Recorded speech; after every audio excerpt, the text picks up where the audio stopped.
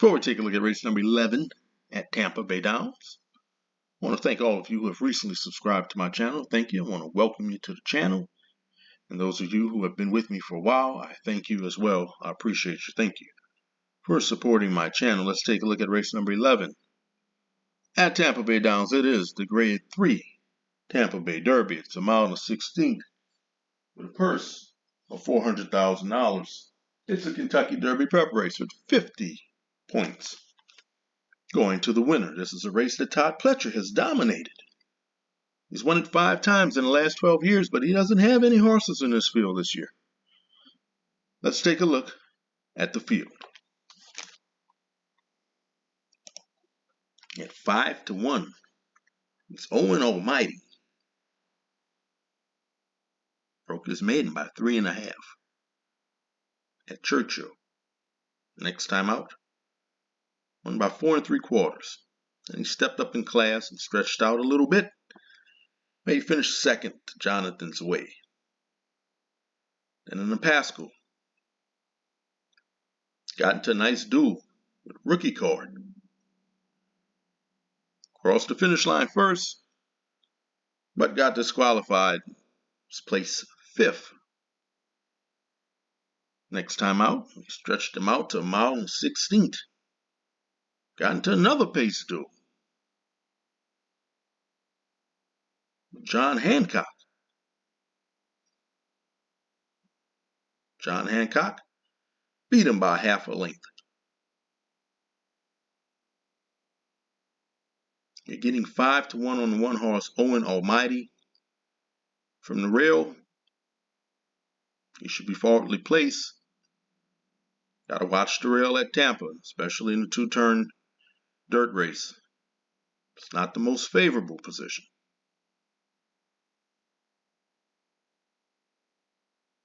He can get a mile and a 16th. I question if he can go longer than that. I will use him on my tickets at 5-1.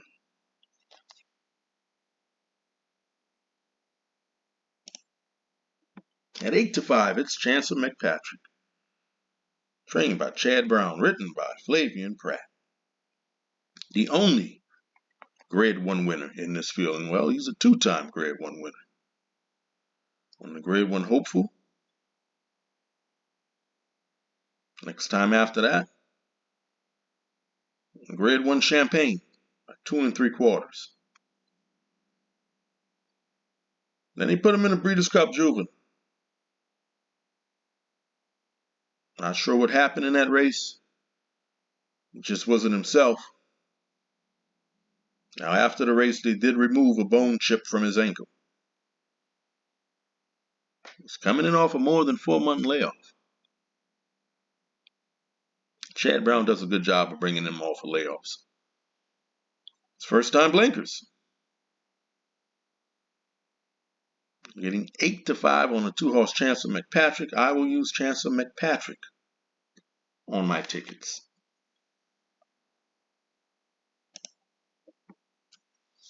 The 3-horse Hill Road, also trained by Chad Brown, at 4-1. Made his debut on turf, winning by 5. And last time out, Breeders' Cup Juvenile, it was 61-1 in that race. He closed nicely. Look at that speed figure. Finished 3rd behind Citizen Bull and Gaming. He's also coming in off a more than 4-month layoff. Chad Brown and Tyler Gaffleone, well, they won this race last year with Domestic Product.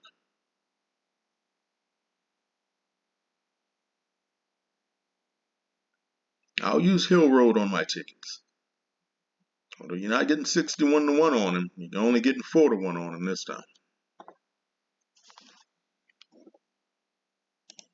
At 15-1, it's Brodeur. Brodeur should be forward in this race, trained by Mark Cassidy. Mark Cassidy has won this race twice. In his debut, he finished 6th. Next time out, over a muddy track, Won by a head, increased the speed figure. Then they stretched him out. Still won by half a length. But speed figure moved in the wrong direction. I don't like to see that. And who did he beat in that race? Well, horse that finished second, Corvino. Next time out, he finished third in an allowance race. Horse that finished third, Capoluca, finished fifth in his next two races, both allowance races. Not so sure who he beat in that race. It's trained by Mark Cassidy, side by Nyquist. Gets Jose Ortiz aboard. You're getting 15-1 on the 4-horse.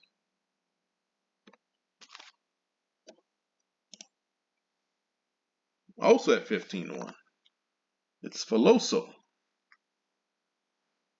His debut finished third. Next time out, won by 3.5.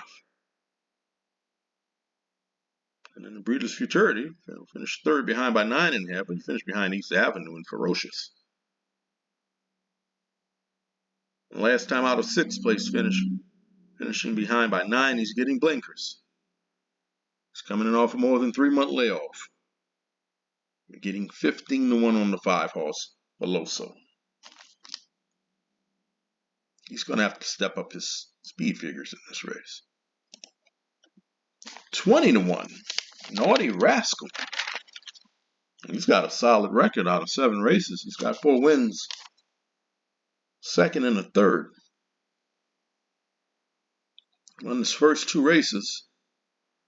A couple races after winning his first 2 races, to put him on turf. He had no problem. He won on turf. And in the Pascal, he was placed first through disqualification against Owen Almighty. Now, go back and watch that race. Yeah, he was placed first through DQ, and he crossed the finish line second, only behind by 1 length. But Owen Almighty was actually much more impressive than that in that race. I mean, if you go back and watch it, Naughty Rascal was all out, and Owen Almighty, well, he was just galloping in the stretch. Even though it says 1 length on paper, it was way more impressive than that. Next time out, Naughty Rascal was part of that fast pace between John Hancock and Owen Almighty. Before he got to the top of the stretch, he was moving backwards. I question whether or not he can get this distance. Now, if the pace is slow, of course, it's going to benefit. But if it's a solid pace, like he got in Sam F. Davis,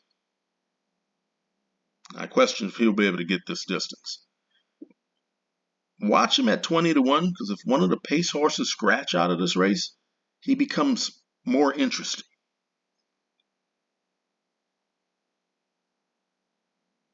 You're getting 20-1 on the 6-horse, Naughty Rascal. And to close out this field, it's Patch Adams, trained by Brad Cox. Broke his maiden by 10. Out of 102 Brisnet speed figure, 98 Beyer speed figure in that race. Next time out in the Southwest, he bobbled at the start and found himself way too far back. He's going to be much closer to the pace in this one. You're getting 2-1 on the 7-horse, Patch Adams. So these are the horses that I'm using. I'm using Owen Almighty, Chancer McPatrick, Hill Road, and Patch Adams. Horse I'm going to pick to win, I'm going to go with the 1-horse, Owen Almighty. Don't forget to like, share, subscribe. Let me know who you're picking in this race. Good luck.